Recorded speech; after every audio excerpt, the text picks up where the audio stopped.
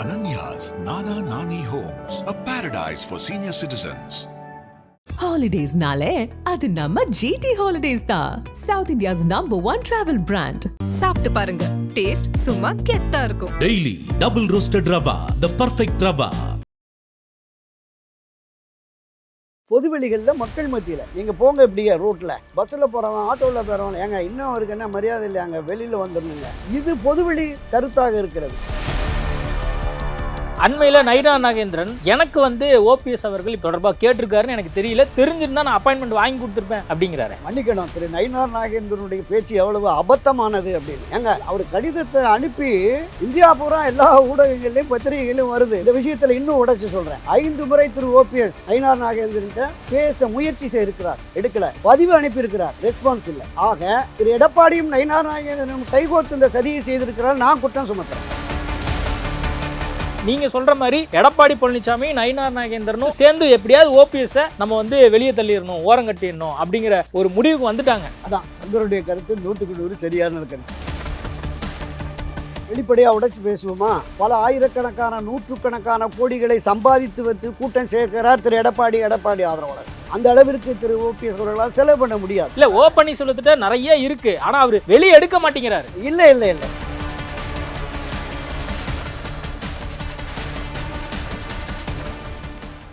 IBC தமிழர்களுக்கு வணக்கம். இன்றைய நேர்காணலில் நம்மோடு இணைந்திருக்கிறார் மூத்த பத்திரிகையாளர் துரைக்கண்ணா அவர்கள். வணக்கம் சார். வணக்கம் சார்.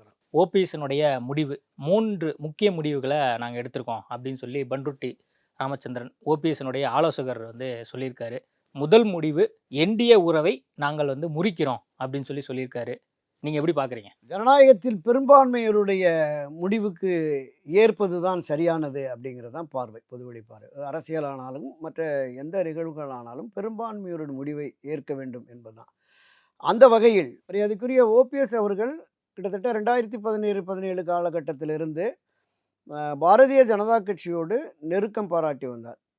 ஒரு நெருக்கடியான சிக்கலான சூழலில் தனக்கான ஒரு அரசியல் பாதையை வடிவமைத்து கொடுத்ததில் பாரதிய ஜனதா கட்சிக்கு முக்கிய பங்கு உண்டு என்ற காரணத்தால் இருந்தார். அவருடைய அரசியல் பயணத்தில் நம்ம பார்ப்போம், நம்பிக்கை, விசுவாசம், அந்த அடிப்படையில் தான் அவருடைய பயணங்கள் என்பது இருக்கும். ஸோ அந்த அடிப்படையில் பாரதிய ஜனதா கட்சியோடு அவர் நெருக்கம் பாராட்டி வந்தார். கடந்த நாடாளுமன்ற தேர்தலில் கூட பாரதிய ஜனதா கட்சியினுடைய ஆதரவு நிலைப்பாட்டில் சுயேட்சையாக ராமநாதபுரம் சின்னத்தில் போட்டியிட்டு ஒரு கணிசமான வாக்குகளையும் அங்கே பெற்றிருக்கிறார். அவருடைய அரசியல் பயணம் என்பதும் ஒரு பண்பட்ட பயணமாக தான் இருக்கும். அவருடைய நிர்வாகத்திறன் என்பதும் 1996ஆம் ஆண்டு பெரியகுளம் நகரசபை தலைவராக இருந்து அங்கு நகரசபையில் ஏற்பட்ட பல்வேறு பிரச்சனைகளை சுமூகமாக தீர்த்து வந்தார். அண்ணா திராவிட முன்னேற்ற கழகத்தில் அடியெடுத்து வைத்த தொடக்கம் முதலே அவர் சாதாரண வட்ட பிரதிநிதியாக, மாவட்ட பிரதிநிதியாக, மாவட்ட இளைஞரணி, நகர அமைப்பாளர், நகர செயலாளர், அப்படி படிப்படியாக உயர்ந்து மரியாதைக்குரிய மறைந்த முன்னாள் முதலமைச்சர் செல்வி ஜெயலலிதா அவர்களால் 2 முறை பொறுப்பு முதலமைச்சராகவும் நியமிக்கப்பட்டவர். இந்த மாநிலத்தின் நிர்வாக பொறுப்பில் 10-15 ஆண்டுகள் தொடர்ந்து பயணிக்கிறார். 10 ஆண்டுகளுக்கு மேலாக நிதியமைச்சராக இருந்து இந்த மாநிலத்தினுடைய வரவு செலவை தாக்கல் செய்த அனுபவம் இருக்கிறதுக்கு. கட்சியில் கிட்டத்தட்ட 30-40 ஆண்டுகளாக தொடர்ந்து பயணித்து கட்சியின் எல்லா மட்டத்தினரோடுமே பழகி இருக்கிறார். அவருக்கு ஒரு நெருக்கடி வந்தது. எப்படி நெருக்கடினா, அந்த முதல் தர்ம யுத்தத்தை முடிவுக்கு கொண்டு வந்து எடப்பாடி பழனிசாமி தலைமையிலான ஆட்சி தொடர்வதற்கு வழிவகை கண்டது பாரதிய ஜனதா கட்சி. அந்த அடிப்படையில் அவர்களுடைய முடிவுக்கு ஏற்று அந்த முடிவு ஏற்படுகிற பொழுது, எனக்கு ஆட்சி ரீதியாக எந்த பதவியும் வேண்டாம், நான் கட்சியை பார்த்து கொள்கிறேன், சகோதரர் எடப்பாடி பழனிசாமி ஆட்சியை பார்த்து கொள்ளட்டும் என்றார். ஆனால் எடப்பாடி பழனிசாமி அவரை சார்ந்தவர்களும் இல்லை, நீங்கள் அம்மா காலத்திலிருந்து முதலமைச்சர், நிதியமைச்சர் இருந்திருக்கீங்க, உங்களை விட்டுட்டு ஆட்சி அதிகாரத்தை நடத்தினா பொதுவெளிகளில் மக்கள் மத்தியில் அதிருப்தி உருவாகும். எனவே ஆட்சியை இருவரும் இணைந்தே நடத்துவோம், கட்சியை இருவரும் இணைந்தே நடத்துவோம் அப்படின்னு சொல்லி இந்த பொதுச்செயலாளர் என்கிற உயர் பொறுப்பில் மரியாதைக்குரிய செல்வி ஜெயலலிதா அமர்ந்த பொறுப்பில் நாங்கள் அமர்வதற்கு, அந்த இருக்கையில் அமர்வதற்கு எங்களுக்கு யாருக்கு எந்த தகுதியும் இல்லை. எனவே இந்த பொதுச் செயலாளரை ஒருங்கிணைப்பாளர், இணை ஒருங்கிணைப்பாளர் என்று நியமித்து நம்ம செய்வோம் அப்படின்னாங்க. அப்போ கட்சியை இருவரும் இணைந்து நடத்துவோம், ஆட்சியை இருவரும் இணைந்து நடத்துவோம் என்கிற முடிவுக்கு வந்தது. முடிவுக்கு வந்தாலும் கட்சியின் முதலமைச்சராக பதவியேற்ற திரு எடப்பாடி பழனிசாமி அடுத்த 1 மாத 2 மாத காலத்திலேயே அவர் தன்னை மட்டுமே முன்னிலைப்படுத்தினார், கட்சியிலும் சரி ஆட்சியிலும் சரி. கட்சியின் பிரதான ஒருங்கிணைப்பாளராக மரியாதைக்குரிய ஓபிஎஸ் அவர்கள் இருக்கிறார், இணை ஒருங்கிணைப்பாளர் தான். நம்பர் 1 அதிமுகவில் திரு ஓபிஎஸ், ஒன்று ஏவா அவரை வச்சுக்கலாம், 2ன்னு கூட சொல்ல வேண்டாம். ஆனால் முடிவெடுக்கிறது போலாமே திரு எடப்பாடியை சார்ந்தவர்கள் மட்டுமே முடிவெடுத்து அதற்கு அழுத்தம் கொடுத்து கையெழுத்து வாங்கினாங்க. மீண்டும் கட்சியில் ஒரு பிளவோ பிரிவோ ஏற்பட்டு விடக்கூடாது என்கிற அடிப்படையில் அமைதியாகத்தான் மரியாதைக்குரிய ஓபிஎஸ் அவர்கள் பயணித்து வந்தார். 6 மாதத்துக்கு பிறகு ஓபிஎஸ்ஸை தாண்டிட்டு செல்வி ஜெயலலிதா, திரு எடப்பாடி பழனிசாமி இதையே பிரதானப்படுத்துகிறாங்க. இன்னொரு விஷயம், அரசின் செய்தித்துறை அதிகாரிகளுக்கு துணை முதலமைச்சர் தொடர்பான செய்திகளுக்கு முக்கியத்துவம் கொடுக்காதீர்கள், அவருடைய செய்திகளை பத்திரிகைகளுக்கு அனுப்பாதுங்க அப்படின்னா. ஒரு கட்டத்தில் துணை முதலமைச்சர் அலுவலகத்திலிருந்தே ஒரு பிஆர்ஓ போட்டு செய்தி அனுப்ப வேண்டிய சூழ்நிலை இருந்தது. இப்படி சுயநலமாக திரு எடப்பாடி சிந்தித்து அவர் இந்த நிலைப்பாட்டை எடுத்து தன்னை மட்டுமே முன்னிலைப்படுத்தி போகிறார். ஆட்சி அதிகாரம் பணபலம் இருந்த காரணத்தினால் எல்லோரையும் தன் கட்டுப்பாட்டில் கொண்டு வந்ததோடு மரியாதைக்குரிய திரு ஓபிஎஸ் அவர்களுக்கு பின்னாடி பயணித்தார்கள்ல, அவருடைய முதல் தர்ம யுத்தத்தின் காலத்தில் இருந்தாங்கல்ல, அவங்களை எல்லாத்தையுமே பர்ச்சேஸ் பண்ண ஆரம்பிச்சிட்டாங்க. கேபி முனுசாமி, செம்மலை உட்பட பலரையும் தன் எடப்பாடி தன் பக்கம் கொண்டு வந்து நிறுத்திட்டார். அவர் அது வரைக்குமே பொறுத்திருக்கிறார். பல சந்தர்ப்பங்களில் முதலமைச்சராக யார் வேட்பாளராக அறிவிக்கணும் அப்படிங்கிற போது ஒரு கட்சியின் பிரதான ஒருங்கிணைப்பாளர் தானே அறிவிக்கணும். ஆனால் 4.5 வருஷம் முதலமைச்சராக இருந்தார், எடப்பாடிக்கு தான் செல்வாக்கு, அவரை தான் அறிவிக்கணும்னு அழுத்தம் கொடுத்து அறிவிச்சுறாங்க. சரி, கட்சி தோற்று போச்சு. எதிர்கட்சி தலைவராவது கொடுங்கப்பா ஓபிஎஸ்க்குன்னு போய் நின்னாங்கன்னா, இல்லை அவர் தான் நிறைய 65 சீட்டு தென் மாவட்டம், வட மாவட்டம், மேற்கு மாவட்டத்தில் ஜெயிச்சிட்டார், அவர் தான்னார். அதுக்கும் சரின்ட்டார். தன்னுடைய சொந்த தம்பி அவர் மீது ஒரு நடவடிக்கை எடுத்து கையெழுத்து போட்டு அவரை நீக்குறாங்க. புரட்சித்தலைவர் எம்ஜிஆர் காலத்தில் இருந்த ஒரு சீனியர் முன்னாள் அமைச்சராக இருந்தார், தலைமை கழகத்தில் பல்வேறு பொறுப்புகள் இருந்து அன்பராஜாவை நீக்கிறோன்னு சொல்லி கொண்டு வந்து கையெழுத்து வாங்கிட்டு போகிறாங்க. அவருக்காகவே பிரச்சாரம் பண்ண, கட்சியின் வளர்ச்சிக்காக பிரச்சாரம் பண்ண புகழேந்தி அவருக்கு எதிராக. ஆக கட்சியின் நலன் முக்கியம். கட்சி மீண்டும் ஒரு பிளவை சந்தித்து விடக்கூடாது என்பதாக கடைசி வரைக்கும் பொறுமையாக இருக்கார். எங்கே பிரச்சனை உருவாகுதுன்னா, 2 ராஜ்யசபா எம்பி வருது, ஒன்று சிவி சண்முகம், இன்னொன்று ஜெயக்குமார்னு எடப்பாடி உறுதிமொழி கொடுத்துட்றார். அப்போ திரு ஓபிஎஸ் சொல்கிறார், நீங்கள் வட மாவட்டங்களில் மேற்கு மாவட்டங்களுடைய நலன் கருதி அந்த வன்னிய சமுதாயத்துக்கு 10.5% கொடுத்துட்டீங்க. தென் மாவட்டங்களில் இருக்கிற 106 சமுதாயம், முக்குளத்தோர் உட்பட 106 மிகவும் பிற்படுத்தப்பட்ட சமுதாயத்துக்கு 9.5னா மக்கள் எப்படி ஏற்றுக்குவாங்க? ஒட்டுமொத்தமாக தென் மாவட்டங்கள் திரண்டு நம்ம கட்சி ஆட்சிக்கு எதிராக வாக்களித்து விட்டார்கள். அவர்களை சமாதானப்படுத்துவதற்காவது ஒரே ஒரு எம்பி சீட்டு தென் மாவட்டத்துக்கு கொடுங்க. அங்கேயும் பஞ்சாயத்து போகுது. ஒரு வாரம் 10 நாளாக எல்லோரும் போய் ஜெயக்குமாருக்கு தான் கொடுக்கணும்னு அழுத்தம் கொடுக்குறாங்க. அதில் உறுதியாக இருந்தார் திரு ஓபிஎஸ் அவர்கள். இல்லை, முடியவே முடியாது, நான் கையெழுத்து போட மாட்டேன். இவரை அறிவிச்சிட்டு வந்து கையெழுத்துக்காக நிற்கிறாங்க, முடியாதுன்ட்டார். அதில் உறுதியாக இருந்தார். உறுதியாக இருந்து தர்மர் அவர்களை ராஜ்யசபா எம்பியை அறிவிச்சிட்டாங்க. அது தொடர்பான ஒரு கூட்டம் நடக்குது. அந்த கூட்டத்தில் இனி ஒற்றை தலைமை தான் அப்படிங்கிற முடிவு எடுக்கணும்னு பேச ஆரம்பிச்சிடறாங்க. அன்றைய தினம் ஜெயக்குமார் தான் இதில் பிரதான ரோல் எடுத்தார், எனக்கு நல்லாவே தெரியும். அவர் 2 பேரை பேசி ஒற்றை தலைமை எடப்பாடி தலைமையில் அப்படிங்கிற மாதிரி பேச்சுவார்த்தை நடந்துக்கிட்டு இருக்கிற போதே கீழே செய்தியாளரை சந்தித்து கொளுத்தி போட்டு போயிட்டார். ஒற்றை தலைமை எடப்பாடி தலைமையில் தான் அப்படின்னு. என்ன காரணம்? தனக்கு ஏற்பட்ட பாதிப்பு, ராஜ்யசபா எம்பி கிடைக்கவில்லை என்பதனால அது தனக்கு கிடைக்காத கொட்டிக்கு விழுக்கிற மனப்பான்மையில் அவர் தான் அதிமுகவினுடைய தலைமை ஸ்போக்ஸ் பர்சன். 24 மணி நேரமாக அவர் தான் செய்தியில் வந்துக்கிட்டே இருப்பார். இப்போ எங்கே போயிட்டார்? மறைஞ்சிட்டார். காலம் நிச்சயமாக ஒரு பதில் சொல்லும், அது பதில் சொல்லிடுச்சு. நீங்கள் சொல்லக்கூடிய விஷயம் அதிமுகவில் அவருக்கு என்ன நடந்தது, ஒற்றை தலைமையாக வரும்போது கட்சி கிட்டத்தட்ட அவர் கட்டுப்பாட்டிலே இல்லை, எடப்பாடி கட்டுப்பாட்டுக்கு போயிடுச்சு அப்படிங்கிற விஷயத்த சொல்கிறீங்க. என்டிஏ பக்கம் வருவோம். என்டிஏ கூட்டணி சார்பாக அவர் போட்டியிடுறாரு, அதுவும் பலாப்பழ சின்னத்தில் போட்டியிடுறாரு. அங்கே கிட்டத்தட்ட ஒரு 3 லட்சம் வாக்குகள் வரைக்கும் பெறுறாரு. 42,000 வாக்குகள். அந்த அளவுக்கு வாக்கு பெறும்பொழுது இப்போ என்டிஏ கிட்ட அவருக்கு என்ன டிஸ்கம்ஃபர்ட்டாக இருந்தது அல்லது டிஸ்கனெக்டடாக இருந்தது? அப்படி என்ன என்டிஏக்கும் அவருக்குமான அந்த ரிலேஷன்ஷிப் அந்த ஜெல்லாக இருந்தது விட்டு போகிறதுக்கு காரணமாக அமைஞ்சது எந்த விஷயம்? திரு எடப்பாடி பழனிசாமியோடு என்டிஏ மீண்டும் கூட்டணி அப்படின்னு அறிவிக்கிறாங்கல்ல, அங்கே தான் அந்த நிலைப்பாடு மாறுகிறது. என்டிஏவுக்கு, பாஜகவிற்கு. எடப்பாடி பழனிசாமி தொடக்க முதல் இறுதி வரை திரு ஓபிஎஸ்ஓ திருமதி சசிகலாவை யாரையுமே சேர்க்க மாட்டேன் அப்படிங்கிறார். ஒன்றுபட்ட வலிமை மிக்க அதிமுக உருவானால் மட்டுமே தேர்தல் களத்தில் திராவிட முன்னேற்ற கழகத்தை வீழ்த்த முடியும். இதுதான் கட்சியில் எடப்பாடி பழனிசாமி தலைமையில் பயணிக்கிற நிர்வாகிகளுக்கும் சரி, திரு ஓபிஎஸ் பின்னாடி இருக்கிறவர்களுக்கு இதை தாண்டி பொதுவெளிகளில் மக்கள் கருத்தாகவும் இருக்கிறது.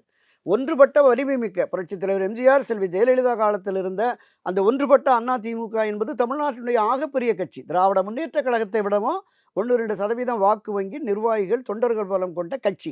அதுதான் களத்தில் வீழ்த்த முடியும் என்கிற யதார்த்த அடிப்படையில் தான் திரு ஓபிஎஸ் அவர்கள் பயணிக்கிறார். அந்த உண்மை நிலை பாஜகவுக்கும் தெரியும். ஆனால் திரு எடப்பாடி தரப்பிலிருந்து அவர்களை சேர்க்கக்கூடாதுன்னு உடனே திரு அமித்ஷா சொன்னார்ல, உட்கட்சி பிரச்சனை அப்படின்னு. அப்பவே ஒரு நெருடல் வந்துருச்சு. ஏன்னா 2016-17 காலத்தில் அதிமுக உட்கட்சி பிரச்சனை தானே அது. நீங்கள் ஏன் வந்து தலையிட்டீங்க? அப்போ இப்போ நான் என்ன கேட்குறேன், திரு ஓபிஎஸ் அவர்களை சமாதானப்படுத்தி இந்த ஆட்சி அதிமுக ஆட்சி தொடர வேண்டும், திமுகவுக்கு எதிராக வலிமையான இயக்கம் அதிமுக தான் அப்படிங்கிற கருத்தாக்கம் பாஜகவுக்கு ஏற்பட்டதுனால தானே இந்த வந்தாங்க. இன்றைக்கு அதே நிலை இருக்கிறது. வலிமை குன்றிய நிலையில் திரு எடப்பாடி பழனிசாமி தலைமையில் பலகீனமான நிலையில் அதிமுக இருக்கிறது. நடைபெற்று முடிந்த 2024 நாடாளுமன்ற தேர்தலில் 15 தொகுதிகளில் 3ஆம் இடம், 7 தொகுதியில் கட்டுத்தொகை இழந்துருச்சு. நீங்கள் ஒட்டுமொத்தமாக 234 சட்டமன்ற தொகுதியில் பதிவான வாக்குகளை பார்த்தீங்கன்னா 100க்கும் மேற்பட்ட சட்டமன்ற தொகுதிகளில் கட்டுத்தொகை இழந்திருக்கோம்.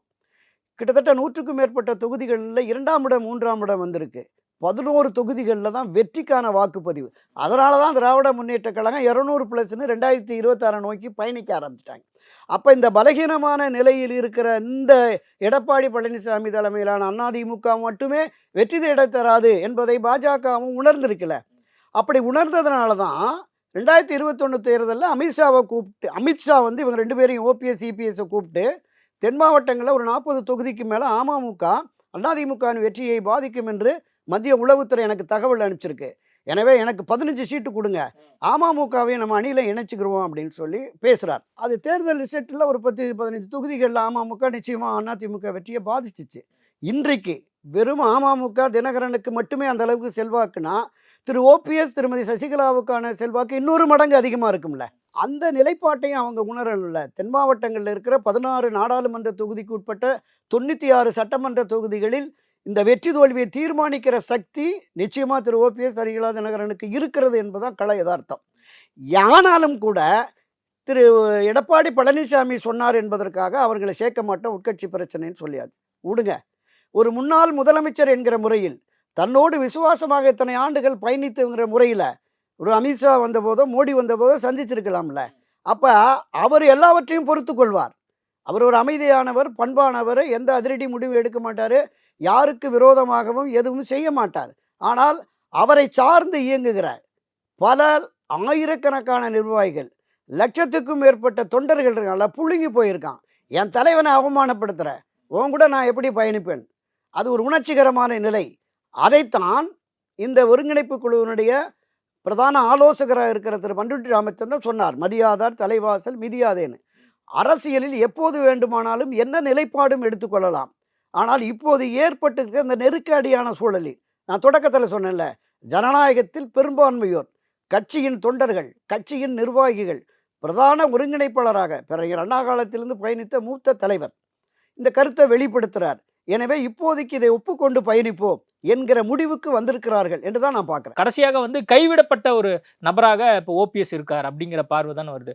ஒன்று அதிமுக தலைமையும் வந்து அவரை கைவிட்டுருச்சு, என்டிஏ தலைமையும் கைவிட்டுருச்சு, மோடி அமித்ஷாவும் கைவிட்டுட்டாங்க, அப்படிதானே பொருள் வருது.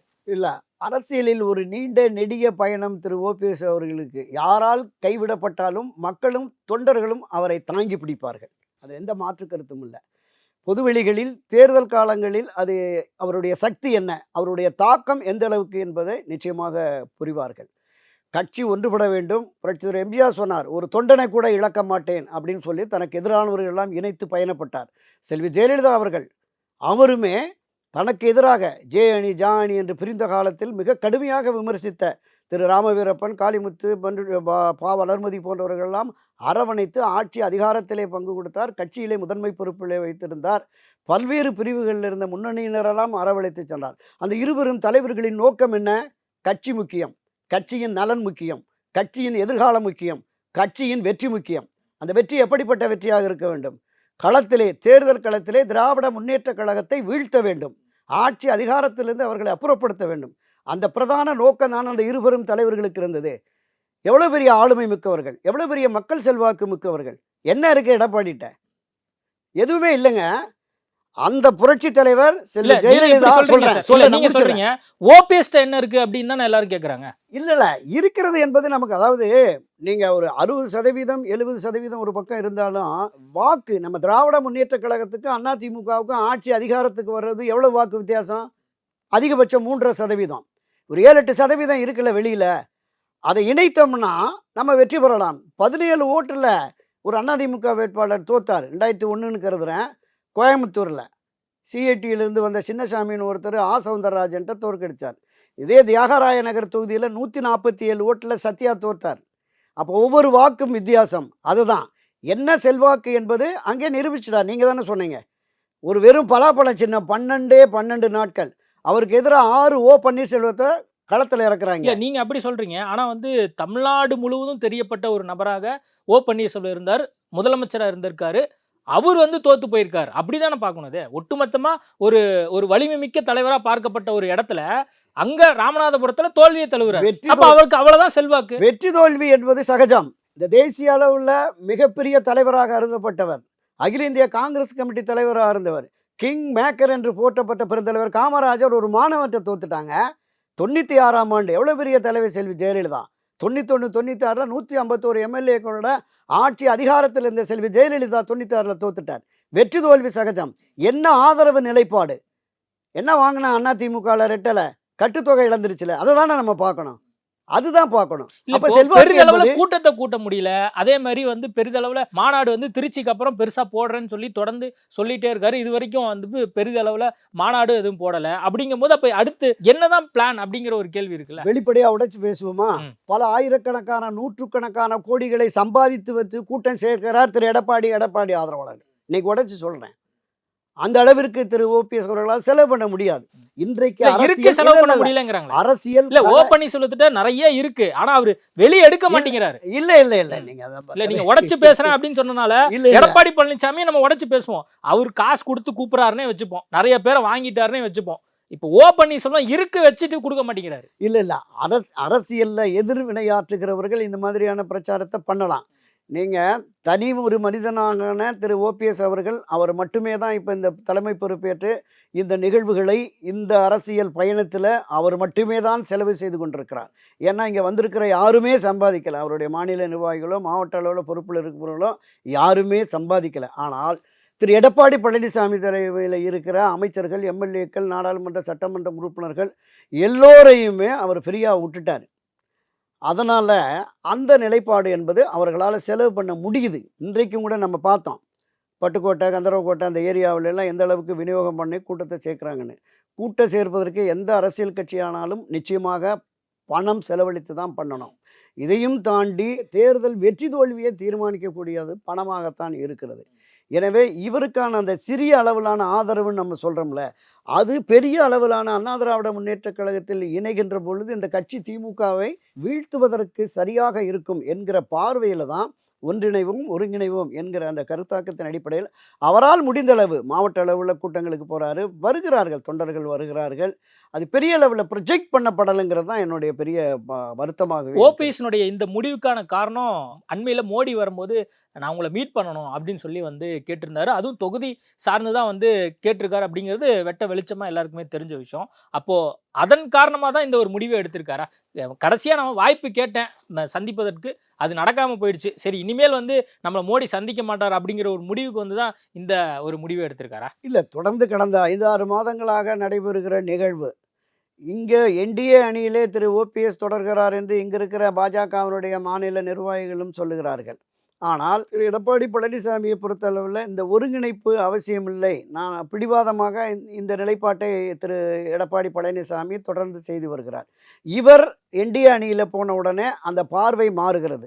திரு ஓபிஎஸ் மீதான அந்த ஒரு புரிந்துணர்வு என்பது குறைவாக இருக்கிறது. அது அவருக்கு வெளிப்படையாகவே தெரிகிறது. நான் என்ன கேட்குறேன், உன்னுடைய ஆதரவாளர் இல்லை, ஒரு முன்னாள் முதலமைச்சர் என்கிற முறையில் இந்த பாரத பிரதமர் சந்திப்பதற்கு வாய்ப்பு இல்லையா? அவர் வந்து ஒரு 3 முறை பிரதமராக இருந்தவர், இந்த தேசத்தினுடைய பெருந்தலைவர், என்டிஏங்கிற ஒரு மிகப்பெரிய இயக்கத்தின் தலைவர், சர்வதேச அளவில் புகழ் பெற்றவர். ஆனால் தமிழ்நாட்டுக்கு வந்தால் தமிழ்நாட்டில் உள்ள அதிமுகவோடு நீங்கள் உடன்பாடு கொண்டு தேர்தலை எதிர்கொண்டாதான் இந்த 4 எம்எல்ஏ கிடைக்கும். இல்லைன்னா அந்த 4 பேருமே கிடைக்காது. அதுதான் எனக்கு எதார்த்தம். அப்போ இந்த 4 எம்எல்ஏ கிடைக்கிறது கூட பிரிந்து கிடக்கிற பிளவுபட்ட அதிமுகவை இணைந்தாதான் முடியுங்கிற போது அந்த கருத்தாக்கத்தின் அடிப்படையில் மத்திய பாஜக தலைமை அதற்கான ஒரு முன்முடிவை எடுத்து செயல்படுத்தணும்ல. இல்லை.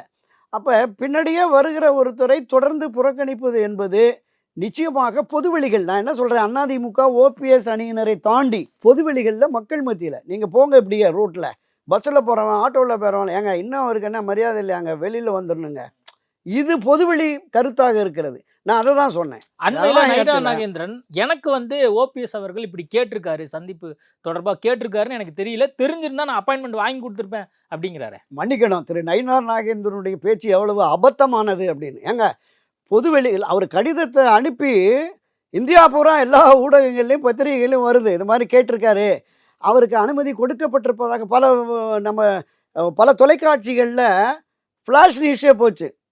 சந்திக்க தேர்தல் கேட்டிருக்கிறார், சந்திப்பது என் பெரும் பாக்கியம் என்று கூட அவர் எழுதியிருக்கிறார். அதை கூட கிண்டல் பண்ணாங்க. அப்போ இந்த விஷயம் என்பது திரு நயினார் நாகேந்திரனுக்கு தெரியாதா? அவர் நேராக கேட்கணுங்கிறார். இந்த விஷயத்தில் இன்னும் உடைச்சு சொல்கிறேன், 5 முறை திரு ஓபிஎஸ் நயினார் நாகேந்திரன்ட்ட பேச முயற்சி செய்திருக்கிறார், எடுக்கலை. பதிவு அனுப்பியிருக்கிறார், ரெஸ்பான்ஸ் இல்லை. ஆக திரு எடப்பாடியும் நயினார் நாகேந்திரனும் கைகோர்த்து இந்த சதியை செய்திருக்கிறார், நான் குற்றம் சுமத்துறேன். இதெல்லாம் பொதுவெளிகளில் இல்ல நீங்க ஒரு விஷயம்.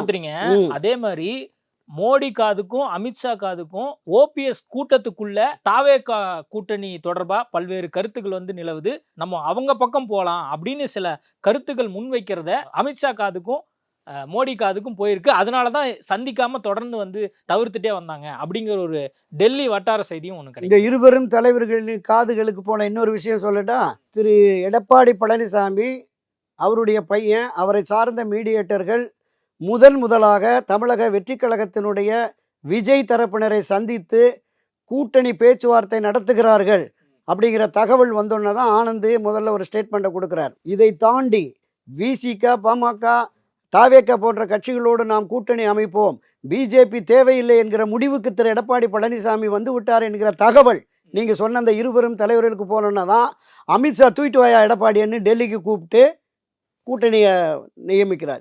இப்போ இவங்ககிட்ட பேசுகிறாங்கன்னு சொல்கிறீங்கல்ல, அப்போவே பேசப்பட்டது. அதனால தான் அவன் டெல்லியில் அறிவித்த உடனே இவருக்கு உடன்பாடு இல்லை எடப்பாடிக்கு.